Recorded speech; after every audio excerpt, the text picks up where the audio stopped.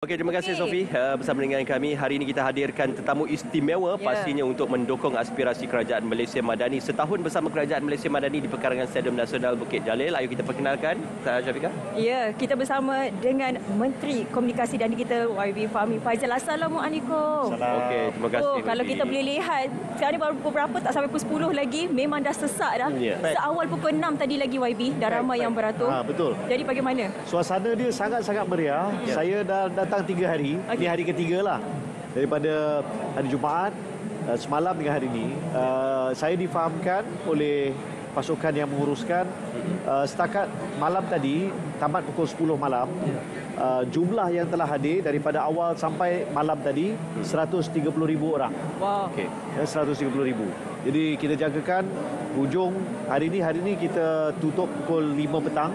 Okey. Tapi saya rasa ramai. Kalau tengok line Bayar saman. bayar saman panjang, Tukar line helmet. nak tukar helmet panjang. Ya. Dan cuma kepada penonton yang dari kawasan wilayah Petronas Kuala Lumpur, saya nak maklumkan saya jumpa dengan tim di BKL tadi. Jadi di Reruai Kementerian Wilayah, Jabatan Wilayah, ada kaunter di BKL, boleh bayar compound dan dapat diskaun. JPJ tak bagi diskaun, tapi di BKL bagi diskaun. Di BKL. Okey. Hari ini hari terakhir. Okey, YB, saya difahamkan YB telah berkesempatan untuk melihat di kesemua reruai kementerian dan juga agensi. Bagaimana perkembangan dan juga perkongsian setakat malam tadi ataupun setakat semalam sambutannya di reruai kementerian? Ya, sambutan dia sangat memberasakan. Kalau kita lihat yang datang ni pelbagai umur, pelbagai latar belakang, dari pelbagai negeri, ada yang datang dari jauh, yang datang dari dekat. Tapi mereka ambil kesempatan untuk lihat sendiri beberapa dasar, beberapa perkara yang sedang diusahakan oleh kementerian, oleh jabatan, oleh GLC. Kita juga ada 45,000 pekerjaan yang ditawarkan di Karnival Kerjaya. Dan kita ada jualan Mega Madani. Jadi saya nampak ini usaha yang sangat baik. Semalam saya berkesempatan bincang dengan Perdana Menteri dan beliau ada menyatakan bahawa kita akan cuba buat program yang serupa tapi mungkin dalam format yang sedikit berbeza. PM kata kita kena jaga kos ya. Jadi kalau nak bawa ke negeri-negeri, kita cari format yang sesuai ya, dengan nak yang lebih menjelajah lah sifatnya. Sebab dia seperti hari bersama pelanggan.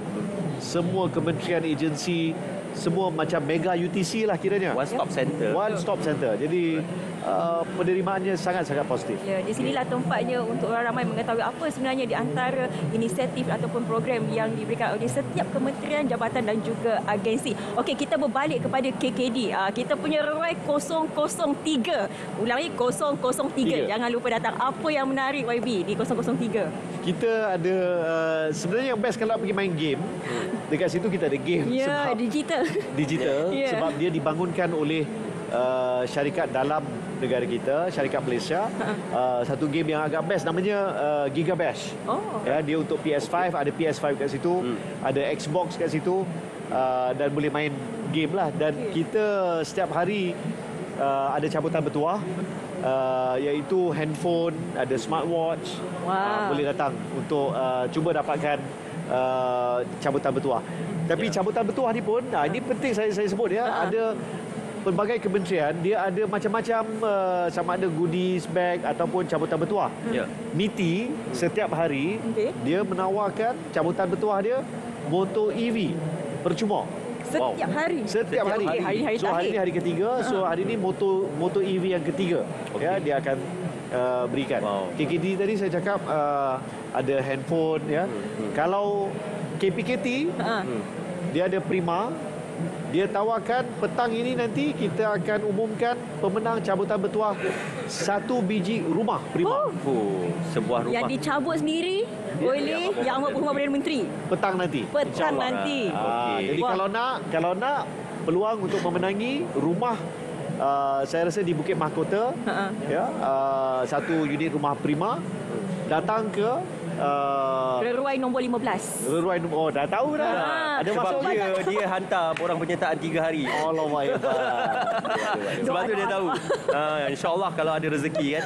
Cuma YB, di sebalik segala aktiviti itu sebenarnya banyak perkongsian bermanfaat. Ya, kita meluangkan masa 2-3 hari semalam di pentas utama perkongsian pocket talk bersama dengan wanita, keluarga dan masyarakat berkenaan tentang penderaan seksual, gangguan seksual, juga tayangan Malbat Bakara semalam. Jadi ada banyak perkongsian yang berinformatif untuk pengunjung-pengunjung. Jadi mungkin Wabi boleh kemaskini berkenaan. Di samping itu, acara-acara ini juga adalah untuk mendidik generasi kita berkenaan perkara-perkara yang mustahak dan penting dalam kita bernegara. Ini peluang yang baik acara ni untuk kementerian dan juga sama ada menteri ataupun daripada agensi-agensi mengingatkan semula ataupun menceritakan tentang beberapa dasar yang penting. Contoh, bagi KKD melalui Cyber Security Malaysia, semalam kita ada satu segmen untuk ajar dan ingatkan para pengunjung tentang bahaya scam. Hari ini contohnya, scam ada macam-macam bentuk. Ada dalam Telegram, ada dalam WhatsApp, dalam Facebook. Di mana ada media sosial, di situ kemungkinan ada scam.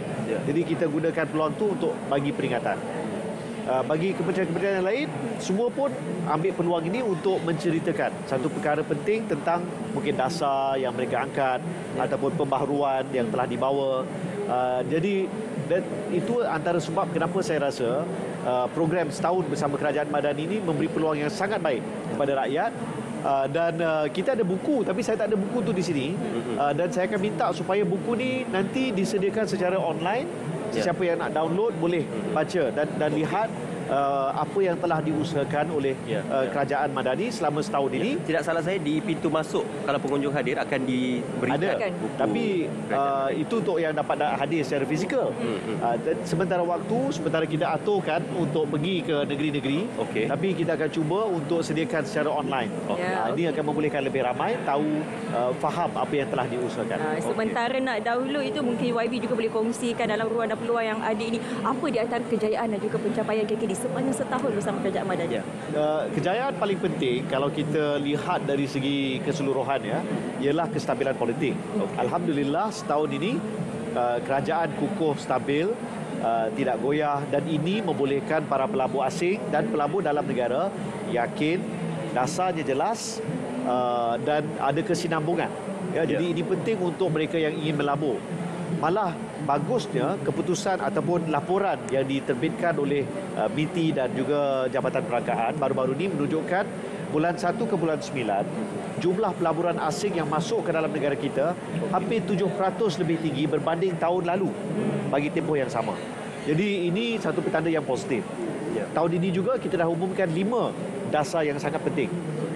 Dasar ekonomi madani, di mana kita akan tingkatkan pendapatan negara di samping meningkatkan pendapatan rakyat.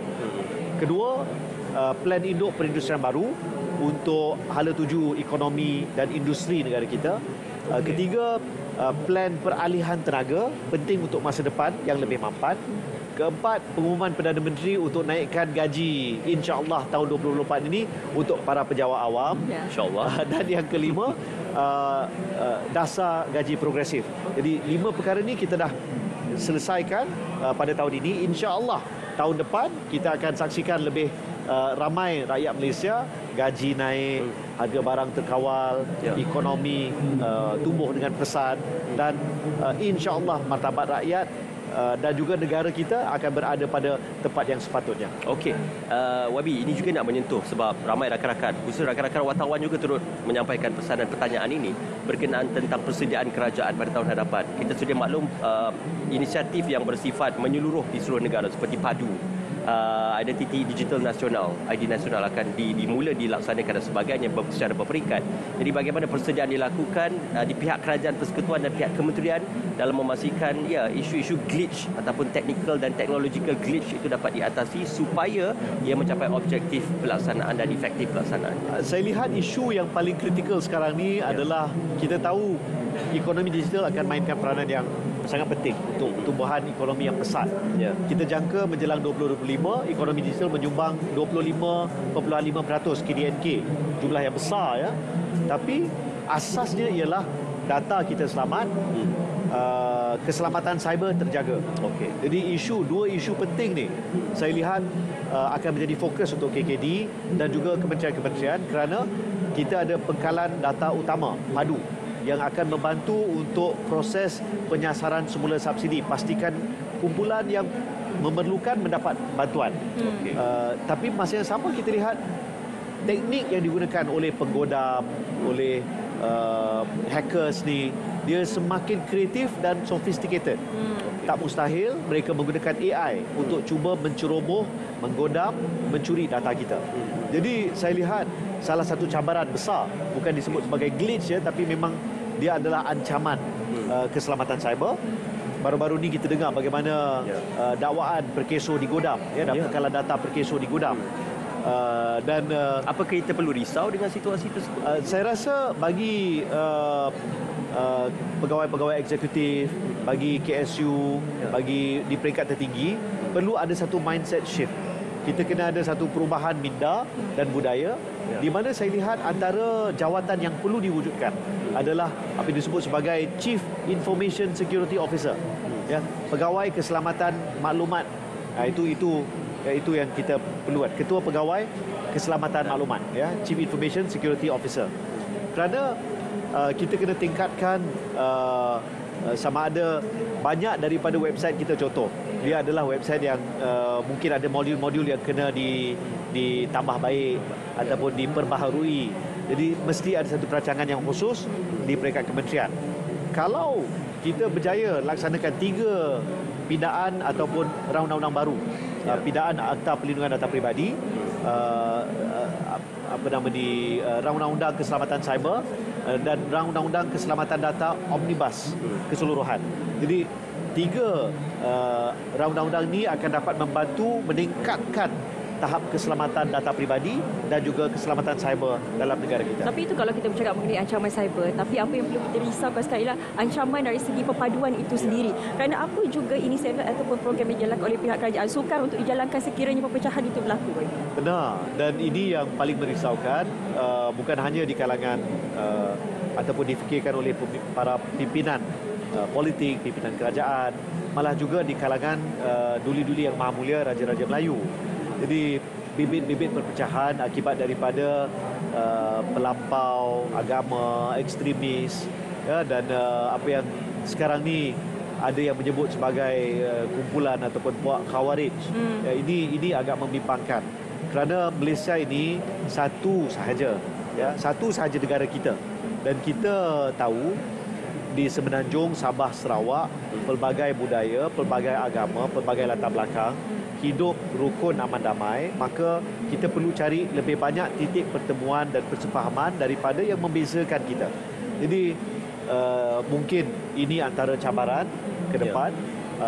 Namun saya percaya dengan kebijaksanaan Perdana Menteri dan juga insya-Allah Duli Yang Maha Mulia Seri Paduka Baginda Yang Tuan Agong yang sekarang dan yang akan datang, insya-Allah kita akan dapat mengemudi isu ini dengan baik. Okey, juga kalau kita rangkumkan kembali, ya baru-baru ini dalam majlis Pedi Madani yang berlangsung di Putrajaya, Pusat Ekonomi Digital, ini salah satu inisiatif di bawah naungan KKD. Bagaimana untuk para usahawan ini memanfaatkan Pusat Ekonomi Digital ini supaya kita dapat merealisasikan hasrat keusahawanan digital ini? Saya lihat ekonomi digital, dia bukan hanya untuk para usahawan.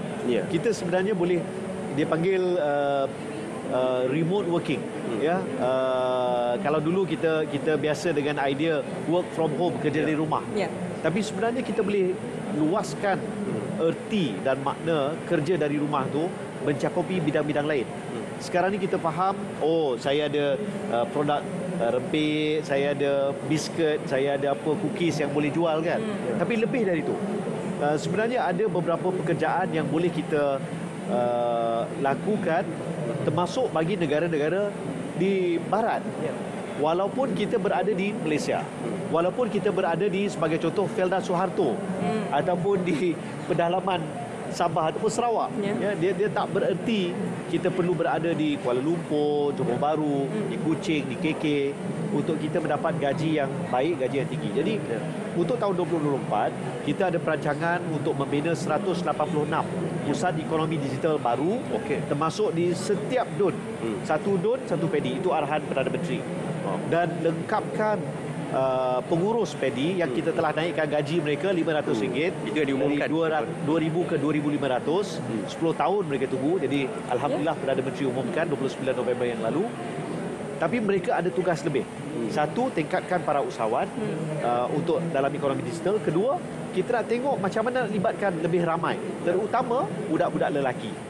Sebab kita tahu mungkin mereka minat kan e-sports, main game kan. Jadi ada cara-cara untuk kita tarik supaya mereka juga boleh terlibat dalam ekonomi digital. Ya, bila kita bercakap mengenai usahawan ini bukan sahaja meningkatkan dari segi digitalnya, tetapi mungkin dari segi kemahiran. Kerana kalau kita melihat penekanan diberikan kepada TVET. Untuk KKD sendiri, bagaimana untuk mengangkat aspirasi TVET ini pada tahun hadapan khususnya?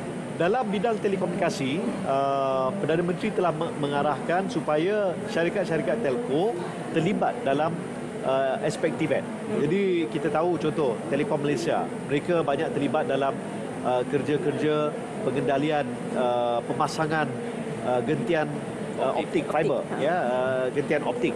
Jadi fiber optik cables kan. Jadi itu satu industri yang memang kita boleh anggap inilah masa depan.